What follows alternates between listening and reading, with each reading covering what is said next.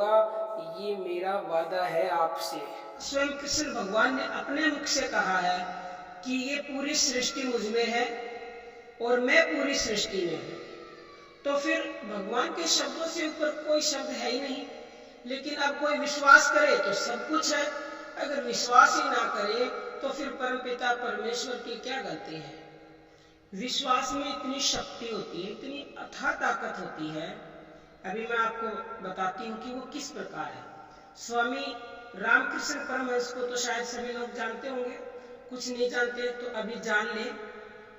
वो इतनी श्रद्धा और विश्वास से एक पत्थर को पूजते थे और अपने विश्वास के बल पे उन्होंने ये साबित कर दिया कि आप किसी भी चीज को विश्वास के साथ मानो। विश्वास होना चाहिए, भगवान तो हर चीज में विद्यमान है। तो उस पत्थर से साक्षात काली माँ प्रकट हुई और काली माँ के साथ वो बातें करते थे और उनके साथ खाना खाते थे। तो ये सब उनके विश्वास से ही हुआ है। आप किसी भी चीज को निमित्त मान के अगर उसको श्रद्धा भाव से समझ के जपते हैं कि ये भगवान है, भगवान का रूप है, तो अवश्य ही आपको 100% फल मिलेगा। क्योंकि भगवान ने स्वयं कहा है कि मैं हर कण कण में विद्यमान हूँ। अब चलिए मैं आपको कुछ और उदाहरणों के द्वारा समझाती हूँ। एक बार विष्णु भगवान ने नारद से कहा कि मैं संसार के कण कण में विद्यमान हूँ। तो नारद ने तभी से क्या किया, हर प्राणी को जो भी उसको रास्ते में दिखे, नारद तो कहता ही था नारायण नारायण, मतलब हरे को प्रणाम करने लग गया वो।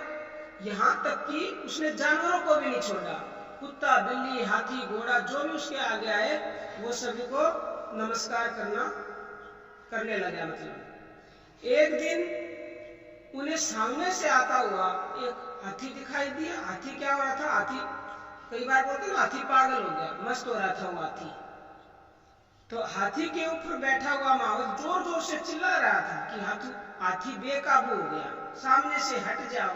परंतु नारद जो है ना अपनी धुन में भी थे और उन्होंने क्या समझा कि विष्णु भगवान ने कहा है कि मेरा हर प्राणी में वास है।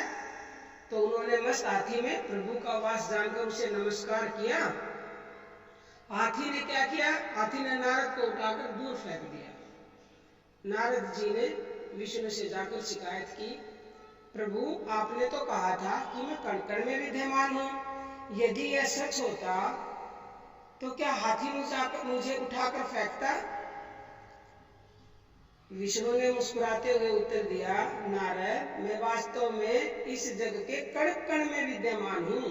अगर ऐसा न होता तो महावत के रूप में मैं तुम्हें हाथी से बचने के लिए सचेत न करता, सहायता की महावत के रूप में आके, लेकिन तुमने मेरी सुनी नहीं। अगर तुम मेरी सुन लेते तो हाथी तुम्हें उठाकर नहीं फेंकता, तुम पहले ही टल जाते।